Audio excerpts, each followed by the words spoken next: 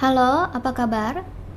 Kita bertemu lagi di mata kuliah Manajemen Proyek Teknologi Informasi, dan pada video kali ini merupakan video kedua untuk materi tentang manajemen jadwal. Kalau pada video sebelumnya kita membahas secara menyeluruh step-step atau langkah-langkah untuk manajemen jadwal, dan kali ini kita akan membahas secara khusus tentang alat dan teknik yang dipakai untuk mengembangkan jadwal. Alat yang pertama adalah Gantt chart. Gantt chart ini menyediakan format yang standar untuk menampilkan informasi jadwal proyek dengan mencantumkan kegiatan proyek, kemudian tanggal mulai dan selesainya proyek yang sesuai dengan form kalender. Gantt chart ini juga sering disebut sebagai bar chart karena tanggal mulai dan akhirnya kegiatan biasanya ditampilkan dalam bentuk bar yang horizontal. Kegiatan pada grafik Gantt chart ini berdasarkan hasil dari WBS dan harus bertepatan dengan daftar kegiatan aktivitas dan juga daftar milestone. Jadi untuk bisa membuat Gantt chart, maka kita membutuhkan WBS, daftar kegiatan atau aktivitas, dan juga daftar milestone. Di sini kita melihat bentuk dari Gantt chart, dan kalau pada gambar ini bentuk tampilan Gantt chart yang menggunakan aplikasi. Kita bisa membuat Gantt chart dengan menggunakan aplikasi khusus ya untuk pembuatan jadwal, baik yang gratis maupun yang berbayar. Jadi kalau kita perhatikan pada tampilan Gantt chart ini ada beberapa informasi yang tercantum. Yang pertama, pada sebelah kiri ini merupakan daftar dari kegiatan atau aktivitas yang kita ambil dari WBS. Kemudian biasanya disusun juga berdasarkan posisinya, yaitu misalkan kegiatan 1, 2, 3 dan seterusnya, dan juga ada sub-sub kegiatannya ya, berdasarkan hierarki dari WBS, dan juga dimasukkan di sini beberapa kegiatan yang termasuk dalam milestone. Kemudian pada bagian di sebelah kanannya ada kolom-kolom waktu yang bisa kita atur berdasarkan bentuk waktu yang sudah disepakati, misalkan menggunakan mingguan atau bulanan seperti itu ya. Kalau pada contoh ini kolom waktunya bulanan dan juga ini ada hari atau tanggalnya seperti itu. Dan setiap durasi, baik itu durasi aktivitas utama ataupun subaktivitasnya, ditunjukkan dengan menggunakan bar horizontal. Kalau kita perhatikan di sini ada kegiatan advertising ya, di mana di dalam kegiatan advertising ini ada 4 kegiatan. Nah, untuk yang kegiatan utamanya advertising ini ditandai dengan bar warna hitam, dan kemudian untuk sub-subnya kalau kita perhatikan diwakili dengan bar berwarna abu-abu. Kemudian pada setiap aktivitas ini ada yang memiliki dependensi atau ketergantungan, maka juga diberi tanda panah ketergantungan untuk aktivitas selanjutnya, seperti pada contoh ini ya. Dan yang terakhir, informasinya adalah milestone yang diwakili dengan sebuah titik berbentuk diamond. Jadi kalau ada milestone maka dibuat diamond seperti ini, dan milestone ini juga dia punya panah ketergantungan kalau memang ada ya. Cara membuat Gantt chart yang kita lakukan yang pertama adalah mengidentifikasi tugas, yaitu mengidentifikasi tugas-tugas yang perlu diselesaikan pada proyek ini dari WBS, kemudian menentukan milestone-nya, dan mengidentifikasi waktu yang diperlukan dalam menyelesaikan suatu tugas. Ini bisa kita ambil dari daftar aktivitas ya pada langkah yang ada sebelum pengembangan jadwal. Di situ kan sudah ada durasinya, dan mengidentifikasikan urutan ini juga dilakukan pada langkah sebelum proses pengembangan jadwal. Kemudian setelah itu menggambarkan sumbu horizontal untuk waktu pelaksanaannya. Tadi ada sumbu horizontal yang berwarna gelap untuk summary-nya, dan untuk kegiatannya secara individu atau sub kegiatannya itu diwakili dengan sumbu yang berwarna abu-abu atau yang berwarna lebih muda. Kemudian sumbu ini juga dibuat dengan menggunakan skala waktu yang sesuai, bisa harian ataupun mingguan ataupun bulanan, tergantung dengan dokumentasi rencana manajemen jadwal sebelumnya. Kemudian selanjutnya kita bisa menambahkan milestone ya. Setelah itu dilakukan pemeriksaan kembali apakah semua kegiatan atau tugas-tugas dari bagian pekerjaan proyek sudah tertulis semuanya di dalam Gantt chart. Dan yang terakhir adalah menggunakan Gantt chart. Kita menggunakan Gantt chart ini saat proses sedang berlangsung, karena Gantt chart ini juga bisa kita pakai untuk mengendalikan jadwal. Jadi kita bisa menandai kalau ada kegiatan yang sudah dikerjakan dengan memberi warna penuh, dan kalau belum dikerjakan bisa kita buat misalkan seperti warnanya kosong. Sebagai contoh, kita lihat pada gambar ini kegiatan proyek untuk produksi sebuah model baru itu sudah dilaksanakan kurang lebih 6 minggu ya. Jadi progresnya kalau kalian perhatikan di sini, kalau dari warnanya sudah sampai bagian awal minggu ke-6, dan kegiatan yang belum terlaksana diwakili dengan gambar yang warnanya kosong. Kemudian bagaimana caranya kita menambahkan milestone pada Gantt chart? Milestone ini bisa berupa bagian yang sangat penting dari jadwal, terutama untuk proyek-proyek besar. Kemarin sudah dijelaskan ya, dan juga pada pertemuan juga kita sudah membahas bagaimana cara kita menentukan milestone. Jadi biasanya milestone dibuat dengan memasukkan tugas dengan durasi 0. Kalau kita membuat milestone pada aplikasi, biasanya durasinya dibuat 0. Untuk membantu mendefinisikan milestone, kita bisa menggunakan kriteria SMART. SMART ini merupakan kepanjangan dari specific, measurable, assignable, realistic, dan time frame. Artinya spesifik, kemudian measurable itu terukur, kemudian assignable itu artinya ditugaskan, dan juga realistis, dan juga yang terakhir adalah time frame atau berbingkai waktu. Selain Gantt chart ini tadi kita gunakan untuk memantau seberapa jauh sudah aktivitas atau kegiatan proyek sudah terlaksana. Gantt chart ini juga bisa kita gunakan untuk membandingkan waktu pelaksanaan kegiatan itu antara yang direncanakan dengan yang sudah terlaksana. Jadi kita bisa menelusuri dengan menggunakan Gantt chart ini apakah kegiatan yang dilaksanakan itu tepat waktu sesuai dengan yang direncanakan, atau bisa juga lebih cepat atau bahkan lebih lambat.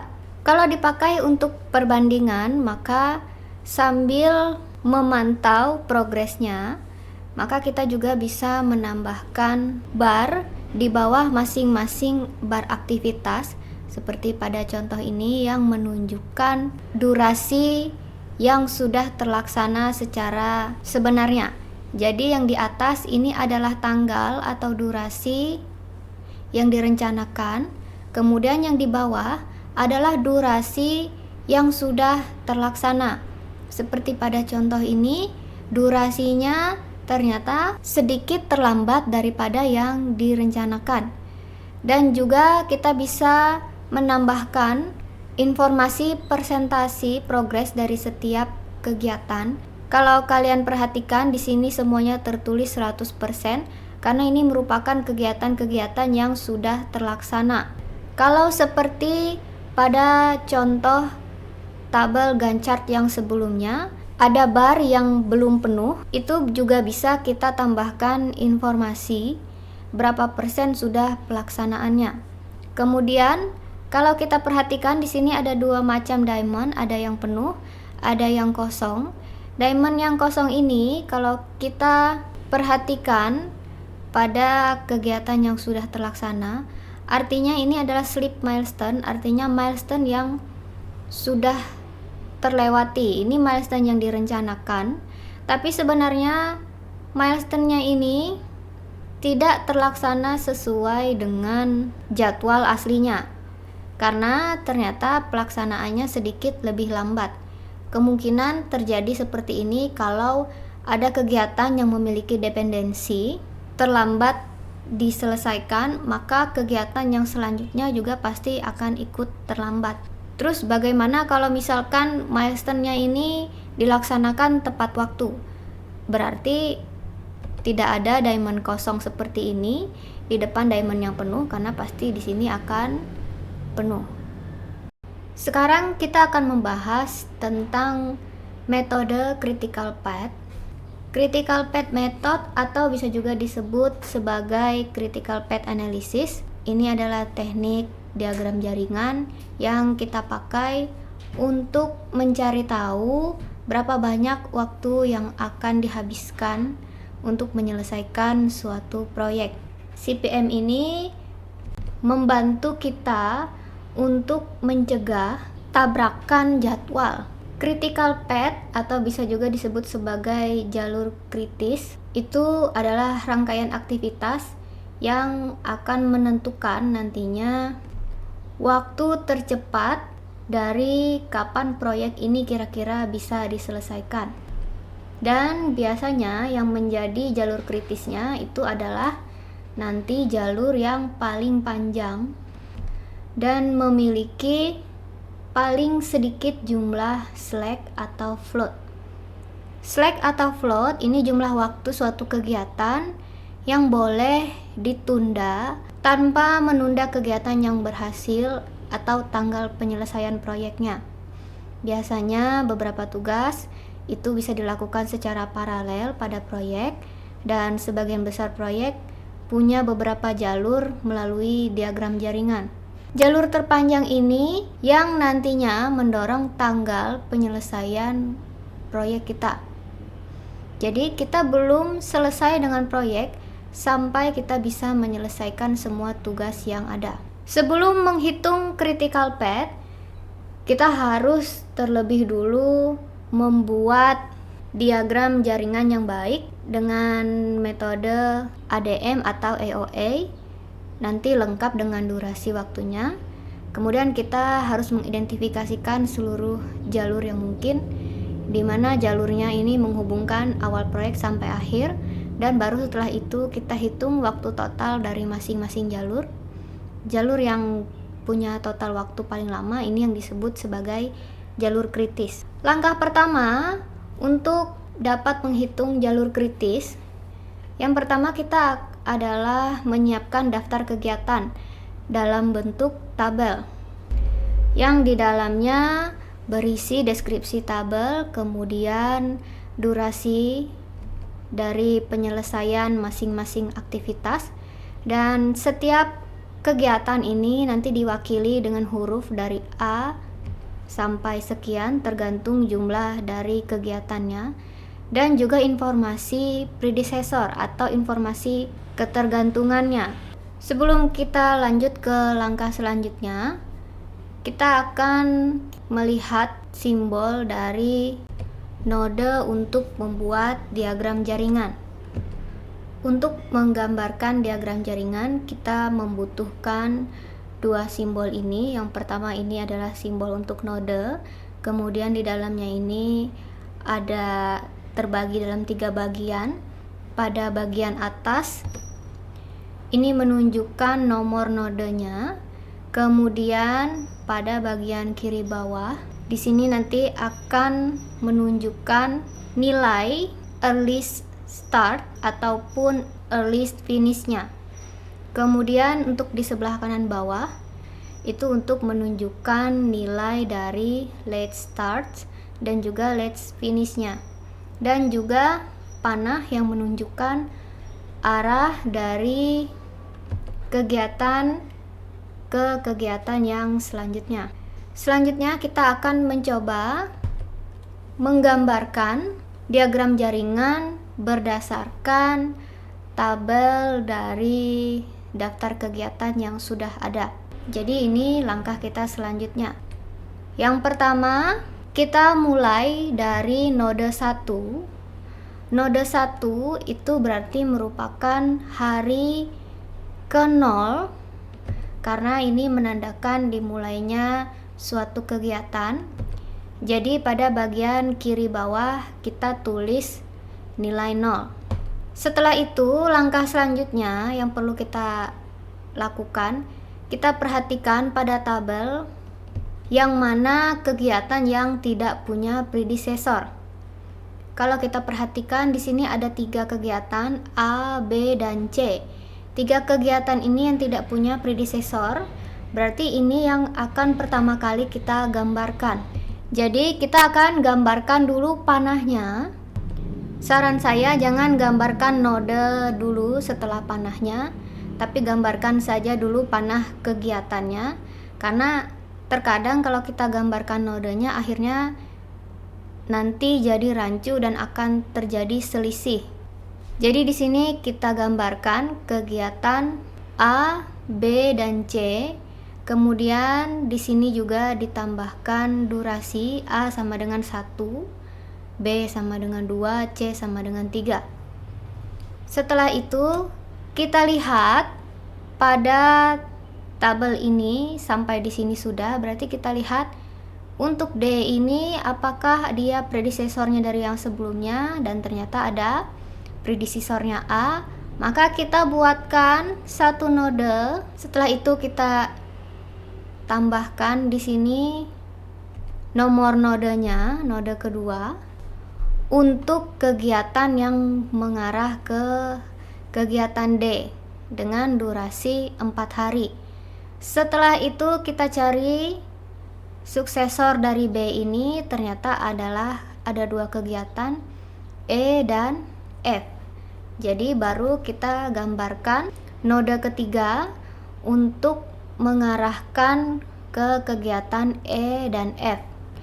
Setelah itu untuk aktivitas G, ini predecessornya adalah C, ada di sini. Berarti kita gambarkan aktivitas G. Selanjutnya untuk aktivitas H, dia ada punya 2 predecessor di sini. Kegiatan D yaitu model produk dan juga E brosur penjualan. Untuk kegiatan H ini karena dia ada punya 2 predecessornya yaitu D dan E, maka kita gabungkan panah D dan E ini ke dalam node yang kelima. Kalau kita menggambarkan menggunakan aplikasi, pasti ini akan mudah kita atur ya, karena kita tinggal mendekatkan kedua panahnya. Jadi ini yang saya sebutkan kenapa jangan gambarkan node terlebih dulu, karena bisa saja terjadi ada 2 ketergantungan, 2 predecessor yang dimiliki oleh satu kegiatan. Berarti kalau di sini kita bisa lihat untuk bisa memulai kegiatan pelatihan penjualan, kegiatan pembuatan model produk dan juga pembuatan brosur penjualan ini harus diselesaikan dulu. Jadi itu maksudnya. Selanjutnya adalah kegiatan I. Kegiatan I ini predecessornya adalah G, berarti ada di sini. Kita tambahkan nodenya yang ke-7. Kebetulan ini dibuat yang ke-7. Bisa juga kalau mau buat yang ke-6 juga, kalau memang mau buat berurutan. Dan yang terakhir adalah kegiatan J, pelaporan proyek, dengan syarat harus menyelesaikan kegiatan F, H, dan I. Ini ya, F, H, dan I. Karena ini kegiatan terakhir, jadi kita tinggal tambahkan node ke arah kegiatan J, dan setelah itu buatkan node yang terakhir untuk menunjukkan penyelesaian dari seluruh kegiatan. Setelah kita menggambarkan diagram jaringannya seperti ini, kita bisa menghitung total waktu untuk setiap jalur. Jadi kita hitung untuk jalur pertama, jalur A, D, H, dan J. Jadi dari atas A, D, H, dan J kita jumlahkan durasinya. Kemudian jalur kedua dimulai dari B, E, H, kemudian J. Total waktunya 16 hari. Setelah itu jalur ketiga, karena ini bercabang di bagian sini, jadi kita mulai lagi dari awal. B, F, dan J. Jumlah totalnya adalah 9 hari. Kemudian yang keempat ada C, G, I, dan J. Total waktunya ada 14 hari. Jadi ada 4 jalur yang ditemukan di sini, dan jalur dengan durasi atau total waktu yang paling panjang adalah jalur yang kedua. Jalur yang kedua berarti di sini ya. Kalau sebelumnya dikatakan untuk tahu yang mana jalur kritis, itu kita bisa lihat dari jumlah slack atau float yang paling sedikit. Nah, di sini kita akan memastikannya dengan cara menghitung earliest event time. Cara menghitung earliest event time adalah kita menambahkan hari nilai early start yang ada pada node pertama. Tadi di node pertama karena harinya ke 0, karena baru dimulai, jadi di sini kita tulis atau dimulai dari 0, early startnya. Setelah itu kita lanjut ke node yang kedua. Early start ditambahkan dengan durasi yang mengarah ke node kedua, berarti durasi dari A. Berarti 0 ditambah 1 sama dengan 1. Kemudian kita masukkan ke dalam bagian early start pada node kedua. Jadi seperti itu selanjutnya, seperti ini. Yang untuk node ketiga kita jumlahkan 0 ditambah 2 hari, maka di sini nilainya adalah 2, kemudian 0 ditambah 3 hari, nilainya 3. Kemudian 3 ditambah 6 hari sama dengan 9, dan seterusnya. Nah, pertanyaannya bagaimana kalau ada 2 kegiatan yang mengarah ke satu node? Mana perhitungan yang akan kita pakai? Perhitungan yang kita pakai adalah perhitungan yang menghasilkan nilai tertinggi atau nilai maksimal. Jadi kalau dari node 2 ke 5 ini 1 ditambah 4 sama dengan 5. Kemudian dari node 3 ke node 5 ini adalah 2 ditambah 5 sama dengan 7.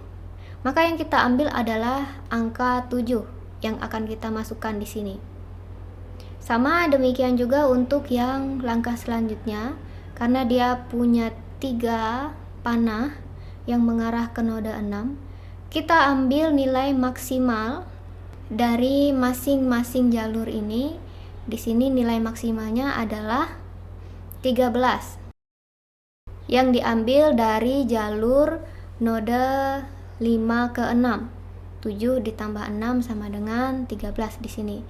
Dan yang terakhir kita jumlahkan 13 ditambah 3 sama dengan 16. Sampailah sudah pada node yang terakhir. Jadi sekarang kita sudah menemukan earliest event time-nya. Selanjutnya adalah menghitung late event time. Kalau untuk menghitung earliest event time itu kita menggunakan alur maju, maka untuk menghitung late event time kita menggunakan alur mundur. Untuk mengisi bagian ini di awalnya pada node terakhir, kita masukkan hari yang terakhir yaitu hari ke-16. Setelah itu, untuk melakukan perhitungan mundur ke node yang sebelumnya, caranya adalah dengan mengurangi bagian pada node sebelumnya dengan durasi. Berarti 16 dikurangi 3, maka kita tambahkan, maksud saya kita tuliskan di sini, berarti nilainya adalah 13. Begitu juga untuk yang selanjutnya, 13 dikurangi dengan durasi 2 hari.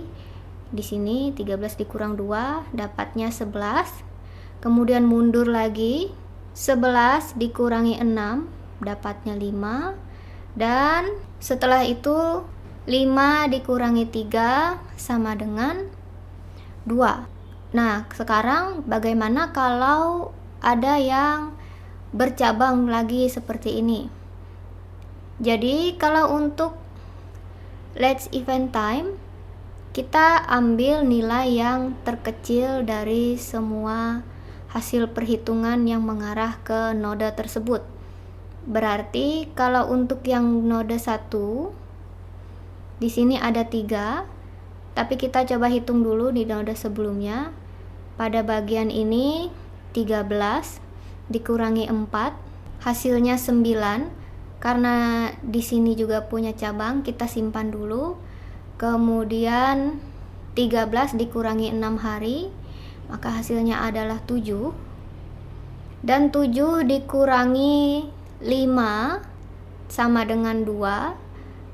Kemudian karena yang mengarah ke sini tadi ada 2, nilai yang ditampung hasilnya yaitu 2 dan 9, berarti yang kita ambil adalah nilai 2 di sini. Kemudian 3 dikurangi 2 sama dengan 1 hari, kita tampung dulu di sini. Kemudian lanjut ke yang node di belakangnya, 7 dikurangi 4 hari sama dengan 3, kemudian 3 dikurangi 1 sama dengan 2. Oh, di sini 2 dikurangi 2 sama dengan 0. Dan dari nilai yang ditampung tadi, nilai yang terkecil adalah 0. Berarti di sini kita masukkan 0. Kalau hasilnya seperti ini, nilai di node 1 dengan nilai di node akhirnya itu sama, 00 dan juga 16, berarti kemungkinan besar ini perhitungannya benar. Selanjutnya, kita bisa melakukan perhitungan free float dan total float untuk menghitung waktu kritisnya. Ya, kalau free float itu total waktu tunda aktivitas tanpa menunda mulainya aktivitas berikutnya. Artinya free float ini waktu yang diizinkan untuk terlambat, di mana keterlambatan ini tidak akan mempengaruhi kegiatan selanjutnya. Sedangkan total float adalah total waktu tunda aktivitas tanpa menunda berakhirnya proyek. Total float ini berarti waktu yang diperkenankan atau diperbolehkan untuk terlambat, di mana keterlambatannya ini nantinya tidak akan mempengaruhi durasi proyek secara keseluruhan. Dan untuk menghitungnya, tadi kita sudah menghitung earliest event time dan late event time. Kalau menggunakan penelusuran backward, harus mempertimbangkan late start, late finish-nya, dan waktu paling lambat selesainya atau late finish. Dan kalau menggunakan penelusuran forward, tadi kita dengan mempertimbangkan waktu paling cepat mulainya aktivitas dan waktu paling cepat selesainya aktivitas. Dari penelusuran kita tadi pada diagram jaringan, kita bisa masukkan ke dalam tabel sekarang untuk kita menghitung total float, free float, dan juga memastikan jalur kritisnya. Jadi kita buat tabel seperti ini, informasinya ada aktivitas, kemudian node, durasi, early start atau finishnya, late start atau finish, kemudian total float, free float, dan jalur kritis. Aktivitas ini kita buat secara berurutan, dan node ini adalah arah nodenya. Jadi kalau kita lihat Untuk aktivitas A itu dari node 1 sampai 2, B dari 1 sampai 3, C dari 1 sampai 4. Kita bisa lihat di sini ya. Ini A, B, dan C. Nah, untuk node tadi kita ambil dari yang ada pada kegiatan ini. Jadi antara node 1 dan 2 itu adalah aktivitas A. Jadi 1 ke 3 itu aktivitas B, 1 ke 4 itu aktivitas C. Jadi seperti itu kita membuat atau mengisi pada bagian node tadi. Selanjutnya untuk mengisi durasi, kita isi sesuai dengan durasi masing-masing aktivitas. Dan di sini ada early start dan finish. Yang mana jadi early start, yang mana yang jadi early finish. Pertama-tama kita isi dulu early startnya. Early start itu kalau dari awal ya, node awal yang berada pada posisi kiri bawah. Berarti untuk kegiatan A, B, dan C, karena mereka ini merupakan kegiatan awal, jadi tadi pasti early startnya dimulai dari hari ke-0. Nilainya tadi adalah 0. Untuk mengisi early finishnya itu adalah pada bagian kiri bawah di node yang kedua atau node setelah dari aktivitas ini. Karena kan tadi aktivitas ini ada di antara dua node 1 dan 2. Berarti nanti kita ambil yang nilai di sebelah kiri untuk startnya dari node 1. Kemudian untuk early finishnya kita ambil di sebelah kiri dari node yang sebelah kanan, yaitu node yang kedua. Di sini 1. Kemudian yang dari node ketiga untuk yang B itu nilainya adalah 2. Kalian bisa lihat pada diagramnya yang sebelumnya. Dan untuk C nilainya 3. Jadi begitu selanjutnya juga ya. Contohnya lagi untuk lebih jelasnya. Misalnya untuk D ini dia ada di antara node 2 dan 5. Berarti tinggal kita masukkan nilai yang di sebelah kiri dari node kedua untuk early start dan node kelima itu masuk ke finish. Kalau kita pastikan ini ya, untuk aktivitas D ini yang early startnya dan ini early finishnya. 1 dan 7 sama seperti di sini ya, 1 dan 7. Kemudian kita isi sampai akhir. Setelah itu untuk late start dan finish, berarti kita ambil nilai dari bagian kanan bawah untuk node yang diantara kegiatan A ini. Berarti kanan bawah untuk node 1 tadi ya, berarti adalah 0, dan kanan bawah untuk yang node kedua punya aktivitas A ini adalah 3. Begitu seterusnya. Setelah itu baru kita bisa menghitung total float.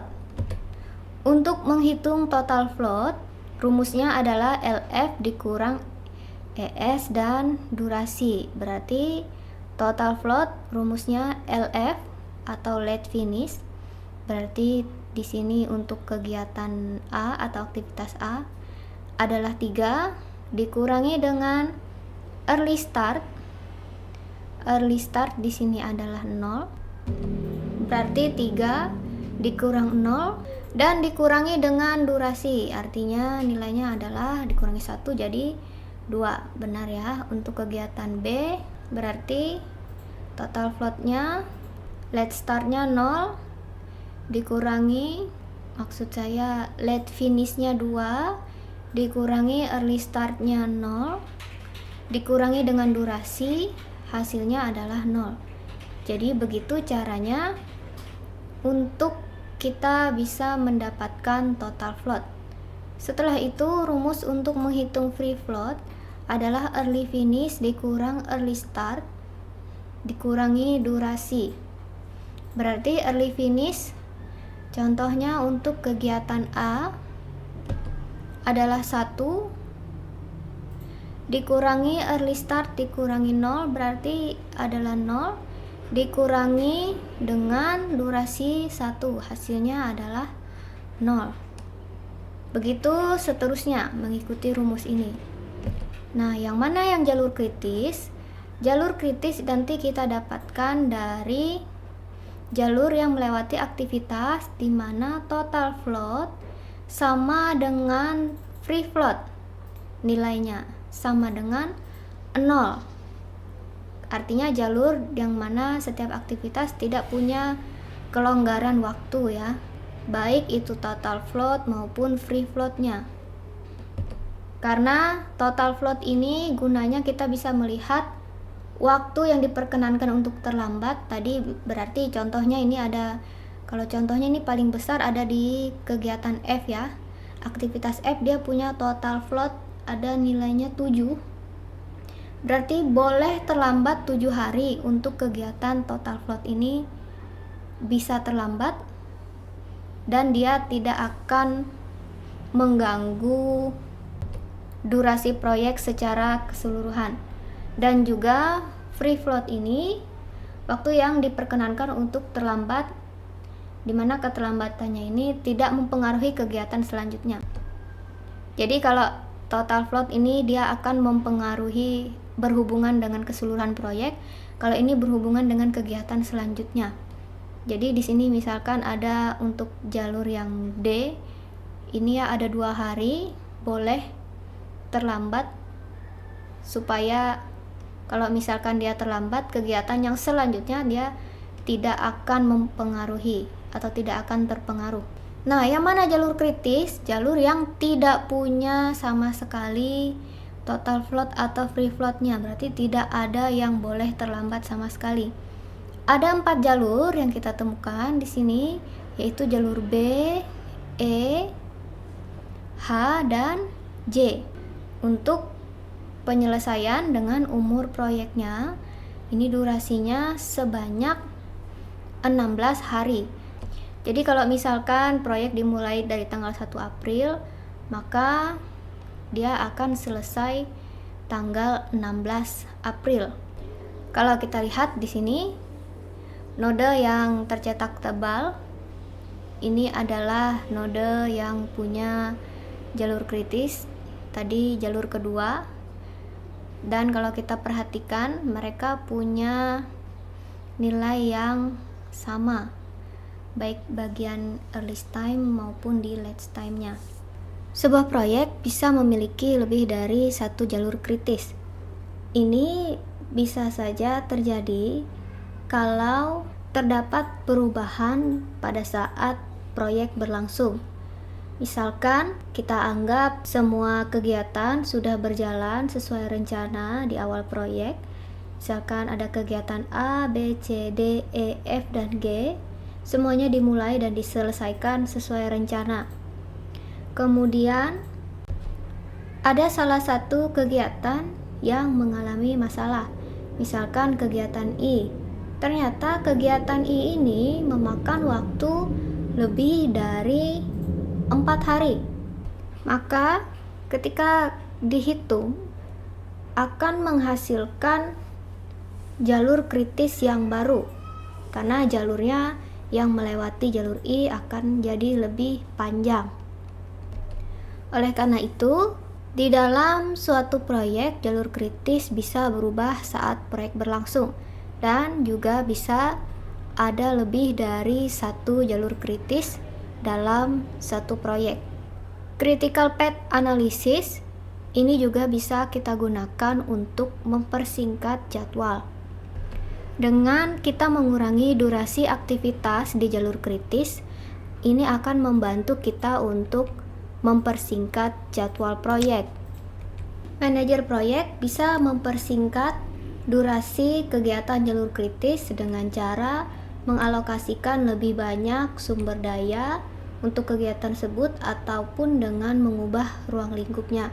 Contohnya kalau sumber daya, misalkan kita merekrut pekerja tambahan atau lebih banyak orang untuk bisa melakukan pekerjaan supaya bisa lebih cepat selesainya, ataupun kita bisa mengubah ruang lingkupnya supaya bisa memenuhi jadwal yang dituju. Kita juga bisa menggunakan yang namanya teknik crashing untuk mempersingkat jadwal proyek. Crashing ini adalah teknik untuk mempersingkat waktu proyek dengan meningkatkan total biaya. Artinya supaya waktu bisa dipersingkat, maka kita harus mengorbankan biaya yang lebih besar.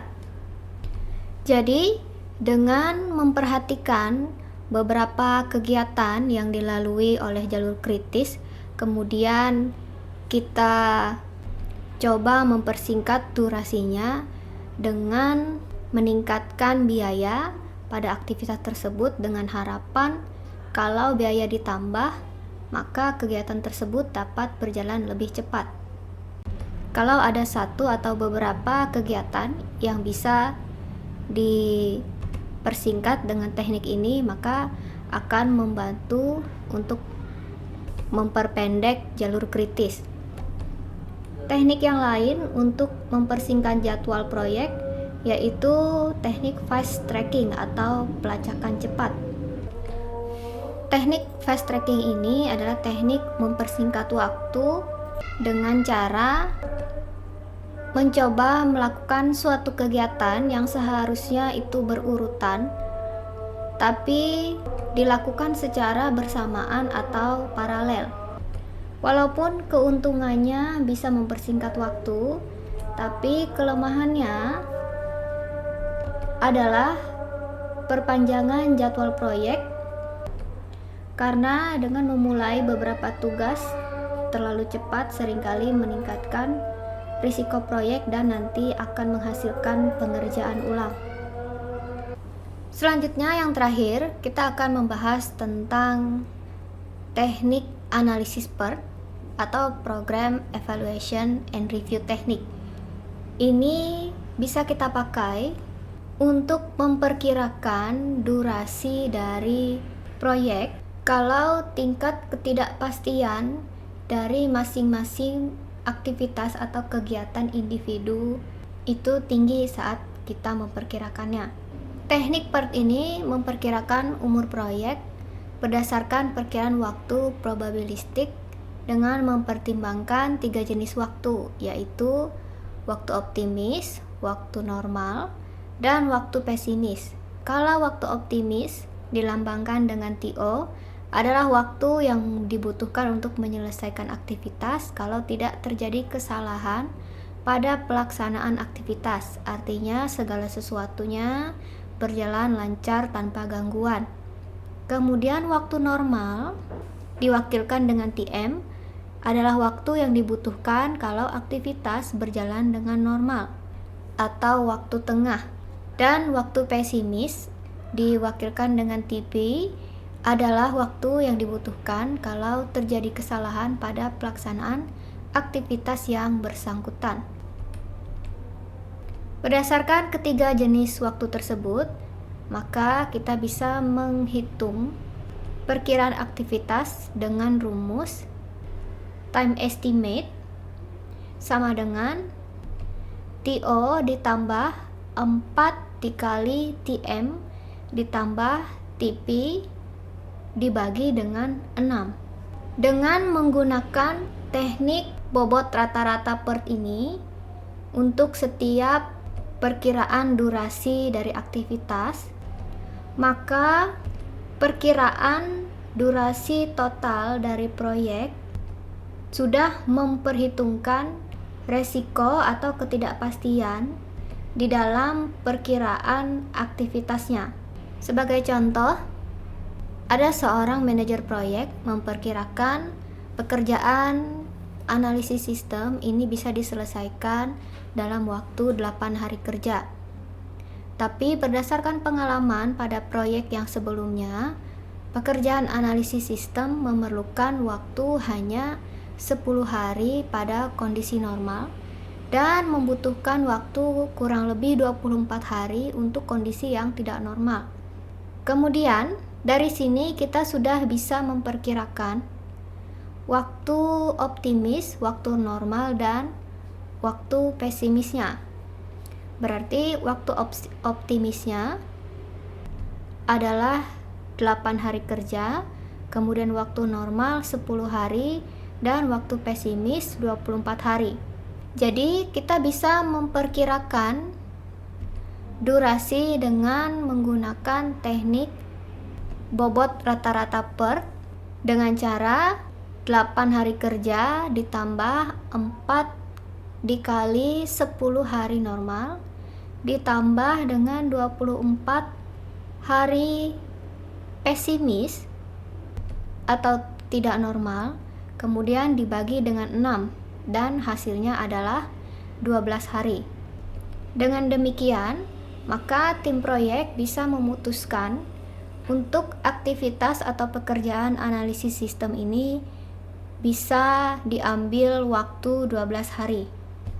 Kelebihan dari menggunakan teknik PERT analisis ini adalah membantu untuk mengembangkan jadwal supaya bisa lebih realistis, karena di dalam perhitungannya sudah mempertimbangkan risiko waktu pesimisnya. Untuk kekurangannya dari analisis ini adalah membutuhkan lebih banyak waktu atau pekerjaan kalau dibandingkan dengan teknik critical path ketika kita memperkirakan durasinya, karena kita harus memperhitungkan satu-satu setiap aktivitas dengan menggunakan perhitungan PERT ini. Jadi demikian beberapa alat dan teknik yang bisa kita gunakan untuk mengembangkan jadwal dan mengelola jadwal proyek. Sampai jumpa pada materi selanjutnya.